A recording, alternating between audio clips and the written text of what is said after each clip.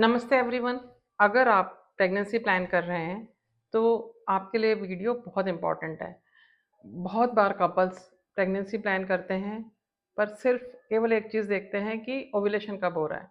पर केवल ओव्यूलेशन का समय इम्पॉर्टेंट नहीं है, इसमें बहुत सारी चीज़ें इम्पॉर्टेंट हैं। वो चेकलिस्ट मैं आपको इस वीडियो के अंत में दूंगी, तो अंत तक आप बने रहिए। हम बात करते हैं कि क्या क्या चीज़ें कंसीव करने से पहले आपको ध्यान रखनी चाहिए तो आपकी प्रेगनेंसी हेल्दी हो, बेबी हेल्दी हो, मदर को कोई कॉम्प्लिकेशन ना हो और आपका परिवार स्वस्थ और सुखी हो। आप बच्चे को वो दे पाएँ जो आप देना चाहते थे, ताकि आपकी पूरी लाइफ खुशहाल रहे। मैं हूँ अजमेर से doctor Rama Garg, infertility specialist हूँ। प्रेगनेंसी से पहले से पेशेंट्स के साथ काम करना शुरू करती हूँ, ताकि उनकी प्रेगनेंसी स्मूथ हो, बच्चे स्वस्थ हों, परिवार अच्छा हो।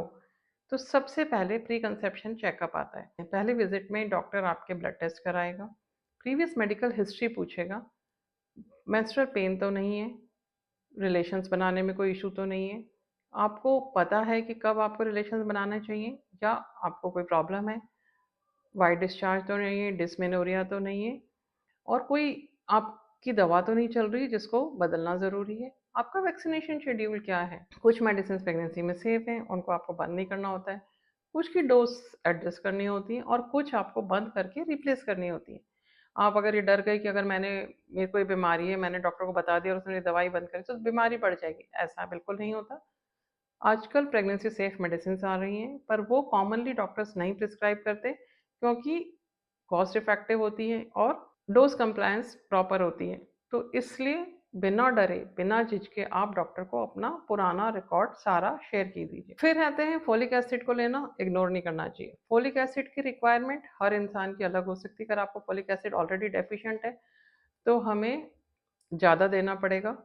अगर आपका फॉलिक एसिड नॉर्मल है तो हम केवल रूटीन सप्लीमेंट देंगे, और अगर आपको हाइपर होमोसिस्टीनीमिया है तो एक्टिवेटेड फॉलिक एसिड देना पड़ेगा। तो केवल बाजार से खरीद के आपने फॉलिक एसिड खा लिया और आपका काम हो गया, डॉक्टर से मिलने की कोई ज़रूरत नहीं है, ऐसा बिल्कुल नहीं है। अगर आप ये वीडियो देख रहे हैं तो आप बहुत समझदार हैं, आप अपनी प्रेगनेंसी प्लान करना चाहते हैं तो प्लीज़ सही तरीके से उसको प्लान करिए। फोलिक एसिड की मात्रा आपके लिए क्या प्रॉपर है, आप डॉक्टर से सलाह लीजिए। फोलिक एसिड आपके होने वाले बच्चे के न्यूरल ट्यूब डिफेक्ट्स ठीक कर देता है और आपको मेगालोब्लास्टिक एनीमिया नहीं होने देता। तो न्यूरल ट्यूब डिफेक्ट्स क्या होते हैं? बच्चे के सिर का ना बनना, स्पाइनल कॉर्ड में डिफेक्ट रह जाना। बच्चे का ब्रेन और बच्चे के स्पाइनल कॉर्ड उसकी लाइफ के लिए कितनी इंपॉर्टेंट है, ये आपको बताने की मुझे ज़रूरत नहीं है। तो इसलिए फोलिक एसिड को इग्नोर ना करें। इसलिए प्री कंसेप्शन पीरियड बहुत इंपॉर्टेंट है। फिर अपनी मेडिसिन और सप्लीमेंट्स आप क्या क्या ले रहे हैं उसकी भी लिस्ट बनाइए। कई बार पेशेंट कोई आयुर्वेदिक मेडिसिन ले रहे होते हैं, कोई यूनानी, कोई होम्योपैथिक, तो वो ये सोचते हैं कि नेचुरल है तो सेफ है। नेचुरल है, सेफ है, पर आपको डॉक्टर को बताने में कोई हर्ज नहीं है। कुछ दवाइयाँ ऐसी होती हैं जो कि नेचुरल हर्बल रेमेडीज़ में भी लिखा होता है कि प्रेगनेंसी में लेने से पहले डॉक्टर से एक बार सलाह ले लें। तो अगर आप कुछ भी ट्रीटमेंट ऐसा ले रहे हैं जो आपने काउंटर से खरीदा है, जिसके बारे में आपने किसी भी डॉक्टर से सलाह नहीं लीजिए, तो कृपया प्रेगनेंसी प्लान करने के 3 महीने पहले अपनी बॉडी की सारी इस तरह की दवाइयाँ बंद कर दें, क्योंकि प्रेगनेंसी में कौन सी चीज़ कितनी बच्चे के लिए हानिकारक है, कई दवाइयों की स्टडी भी नहीं हुई होती है। तो जिनकी बहुत सालों की स्टडीज़ हैं, उन दवाइयों को लेना सेफ है, क्योंकि अगर एक बार कंजेनिटल मैलफॉर्मेशन हो गया तो आप उसको ठीक करना बहुत मुश्किल होता है। और एक छोटे से मासूम बच्चे को आपकी एक छोटी सी गलती परेशानी में डाले, ऐसा कोई पेरेंट नहीं चाहता, पर उनके इग्नोरेंस ऐसा उनको वहाँ तक ले जा सकती है। आयरन सप्लीमेंट हम प्रेगनेंसी के फर्स्ट 3 मंथ्स में मना करते हैं, पर जनरली लोगों को पता नहीं होता। वो ये कहते हैं आयरन सप्लीमेंट तो बहुत नॉर्मल है, सब देते हैं प्रेगनेंसी में, पर फर्स्ट 3 मंथ्स हम अवॉइड करते हैं। तो इसलिए बिना डॉक्टर की सलाह के अपने सप्लीमेंट्स जारी ना रखें, पूछिए और बंद कीजिए, और जो ज़रूरत की चीज़ें हैं वो चालू रखिए। फिर हम आते हैं वैक्सीनेशन स्टेटस पे। वैक्सीनेशन स्टेटस क्यों ज़रूरी है? आपके एरिया में कोई बीमारियां ऐसी हैं जो बहुत फ्रीक्वेंटली हो रही हैं और आपको प्रेगनेंसी में उसके लिए दवा ना लेनी पड़े, इसलिए प्री प्रेगनेंसी पीरियड में अगर आप फ्लू वैक्सीन्स हैं या कोई और उस एरिया में प्रेवलेंट डिजीज़ है उसका वैक्सीन है तो आपको लेना चाहिए। फिर कौन से वैक्सीनेशन आपको प्रेगनेंसी में ले सकते हो आप, वो जानकारी प्राप्त कीजिए। उससे आप अपने आप को और अपने होने वाले बच्चे को बहुत सारी बीमारियों से बचा सकेंगे। तो वैक्सीनेशन भी प्री प्रेगनेंसी प्लानिंग का एक बहुत महत्वपूर्ण का भाग है। फिर आते हैं डायबिटीज़, थायराइड, एपिलेप्सी, इस तरह की कंडीशंस जिनकी दवाइयाँ आपको लेनी ही है, आप उन्हें कभी बंद नहीं कर पाएंगी। पर थायराइड का आपका टीएसएच का लेवल कितना है, 5 से कम, और अगर प्रेगनेंसी स्टार्ट हो गई तो 3 से कम वो लेवल मेंटेन है कि नहीं, ज़रूर देख लीजिए। हाइपोथायराइडिज्म बच्चों में मेंटल रिटार्डेशन का सबसे कॉमन ट्रीटेबल कॉज है। और तो और थायराइड हार्मोन की डेफिशिएंसी से मिसकैरेजेस भी हो जाते हैं। अगर आपको पता नहीं है कि आप थायराइड के बीमार हैं या नहीं हैं, तो आप कंसीव करने से पहले, प्रेगनेंसी प्लान करने से पहले अपने टेस्ट करा लीजिए। प्रॉब्लम है तो इलाज चालू कर लीजिए, उसको आप इग्नोर नहीं करिए। डायबिटीज़, कुछ दवाइयाँ डायबिटीज़ की प्रेगनेंसी में सेफ हैं और कुछ बंद करनी पड़ती हैं। तो आपको डॉक्टर बता देंगे कि आपको कौन सी दवाई कंटिन्यू करनी है। इसी तरह से एपिलेप्सी में, एपिलेप्सी की कुछ दवाइयाँ बिल्कुल टेराटोजेनिक हैं, तो उनको प्रेगनेंसी में कतई नहीं दे सकते, पर कुछ प्रेगनेंसी सेफ दवाइयाँ हैं। मेरे पास इस तरह के सारे पेशेंट्स आए हैं और उनको मैंने पहले से दवाई चेंज की है। मैं क्योंकि इनफर्टिलिटी के मरीज़ देखती हूँ, वो हमारे पास 2 से 3 महीने पहले ही आ जाते हैं, तो हमारे लिए एक बहुत इंपॉर्टेंट विंडो होती है जिसमें हम उनकी दवाई की डोज सेटल कर सकते हैं। पर आजकल हम लोग ये जागरूकता फैलाना चाहते हैं समाज में कि जो भी प्रेगनेंसी प्लान कर रहा हो और किसी भी तरह की डिजीज़ से पहले से परेशान हो, तो वो अपनी दवाई चेंज करें। अगर आप ये वीडियो देख रहे हैं और आपके नॉलेज में कोई ऐसा बंदा है तो उसे शेयर ज़रूर कर दीजिएगा।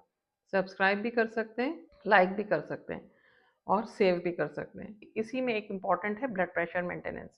तो ब्लड प्रेशर की दवाइयाँ भी कुछ ऐसी हैं जो दिन में एक बार खाई और आपका काम हो जाता है, पर प्रेगनेंसी में वो हमें अवॉइड करनी होती है। हमें प्रेगनेंसी में जो बेबी को सेफ हो, जो प्लेसेंटा को क्रॉस ना करे, जो बच्चे का सर्कुलेशन इम्प्रूव करे, वो दवाई देनी होती है। तो अगर आप पहले से क्रोनिक हाइपरटेंशन के शिकार हैं तो आपके लिए बहुत महत्वपूर्ण है कि आप अपनी बीपी की दवाई पहले से सेट कराएं और फिर उस दवाई को कंटिन्यू करें। डिलीवरी के बाद वो दवाई आपकी डॉक्टर चेंज कर सकते हैं। फिर आते हैं हम, नेक्स्ट है हेल्दी डाइट। हेल्दी डाइट पर आपका फोकस करना बहुत ज़रूरी है, क्योंकि बच्चा माँ के गर्भ में माँ के खून से ही न्यूट्रिशन लेता है। अगर आपका बॉडी का बैलेंस डाइट से न्यूट्रिशन स्टेटस नॉर्मल है, आप हेल्दी खाना खा रहे हैं, तो बच्चे को भी वो ही प्लेसेंटा के थ्रू मिलने वाला है। बच्चा पैरासाइट है, अगर आप में थोड़ी बहुत कमी भी हुई तो आपकी बोन्स, आपके स्टोर्स, आपके रिजर्व में से बच्चे को मिलेगा। पर उससे भी अगर कम है तो बच्चा डेवलपमेंटली डिफेक्टिव हो सकता है। तो कृपया अपनी न्यूट्रिटिव डाइट प्लान करें। 3 महीने पहले से rich protein rich diet, micronutrients rich diet पे शिफ्ट हो। अगर आपके बीएमआई ज़्यादा है तो फैट और कार्ब्स को कम करें।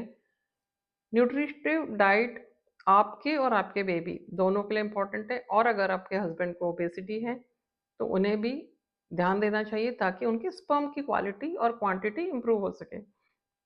तो प्रेगनेंसी प्लान करने से पहले हेल्दी डाइट पे फोकस करना बहुत बहुत बहुत ज़रूरी है।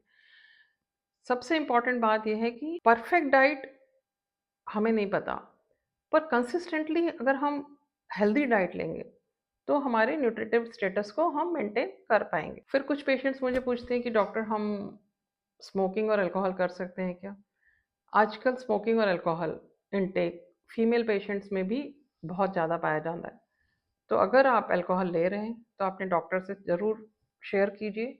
अल्कोहल प्रेगनेंसी में बहुत नुकसानदायक है, फीटल अल्कोहल सिंड्रोम कर सकती है बेबी को। स्मोकिंग भी आपके oocyte की क्वालिटी को ख़राब कर सकती है, स्पर्म भी ख़राब होते हैं और oocyte भी ख़राब होता है।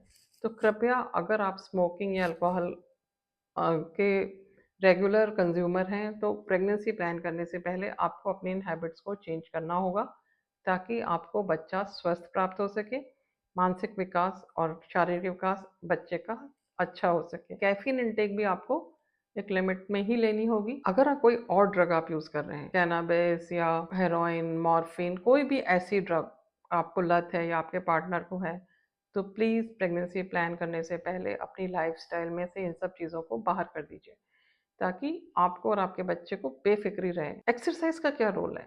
प्रेगनेंसी प्लान करने से पहले अगर आप रेगुलर एक्सरसाइज कर रहे हैं तो आपका ओवरऑल वेट कंट्रोल रहेगा, आपके सारे ऑर्गन्स की ब्लड सप्लाई अच्छी होगी। नेचुरल कंसीव करने में आपको बहुत मदद मिलेगी। पोस्टनेटल पीरियड में भी आपकी रिकवरी बहुत अच्छी रहती है। तो डिलीवरी नॉर्मल होने के लिए भी आप प्रेगनेंसी के ड्यूरेशन में एक्सरसाइज तभी कर पाएंगे जब आप प्री प्रेगनेंसी से एक्सरसाइज की आपकी रेगुलर हैबिट्स होगी।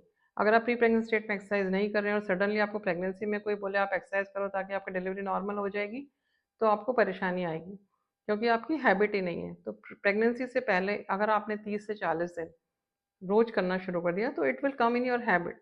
सो आप प्रेगनेंसी में भी अपनी एक्सरसाइजेस रेगुलरली कर पाएंगे। एक और बहुत इंपॉर्टेंट बात जो सब लोग भूल जाते हैं वो है डेंटल हेल्थ। आपकी डेंटल हेल्थ इंपॉर्टेंट है, क्योंकि अगर डेंटल कैरीज हैं या आपका कोई डेंटल ट्रीटमेंट होना है या रूट कैनाल ट्रीटमेंट होना है, तो please please please pregnancy plan करने से पहले इस ट्रीटमेंट को ख़त्म कर लीजिए, क्योंकि दांतों के दर्द के लिए आपको पेन किलर्स खानी होती हैं और पेन किलर्स हम प्रेगनेंसी में अवॉइड करना चाहते हैं। तो आज ही जाइए, अपने डेंटल चेकअप को कंप्लीट करिए, ट्रीटमेंट करा लीजिए, फिर प्रेगनेंसी प्लान कीजिए। और डेंटल हेल्थ लोग भूल जाते हैं। डेंटल के बाद हम आते हैं मेंटल हेल्थ में। मेंटल हेल्थ क्यों बहुत ज़रूरी है? अगर आपका मेंटल हेल्थ अच्छा है, आप बच्चे के लिए अच्छा सोच पाएंगे, अच्छे गर्भ संस्कार दे पाएंगे। मैं ऐसे बहुत से मरीजों को जानती हूँ जिन्होंने अपनी पूरी प्रेगनेंसी तनाव में गुजारी। आने वाले उनके बच्चे अब छोटी छोटी बात पे तनावग्रस्त हो जाते हैं। माँ ने अगर बच्ची प्रेगनेंसी क्रोध में निकाली तो बच्चे बहुत क्रोधित होते हैं।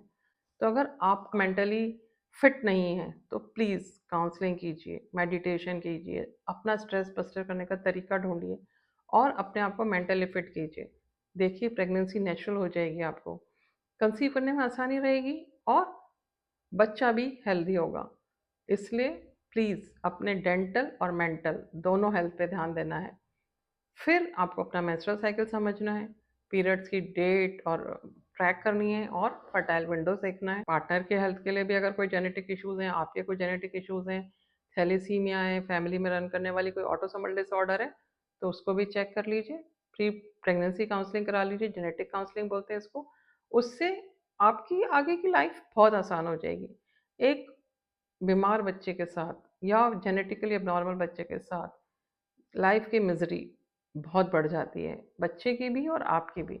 तो बेटर है कि इन सब चीज़ों की प्लानिंग आप कीजिए। जब भी आपको चाहिए कि हमें इस जर्नी पे आगे बढ़ना है, तब आप डॉक्टर से मिल सकते हैं, अपॉइंटमेंट बुक कर सकते हैं, ज़रूरतमंद को उसकी सलाह दे सकते हैं और fertility clarity session 1-to-1 appointment book कर सकते हैं। हम जूम मीटिंग पे भी बात कर सकते हैं कि आपको क्या क्या करना चाहिए। आप अपनी रिपोर्ट्स अपलोड कर दीजिए, भेज दीजिए।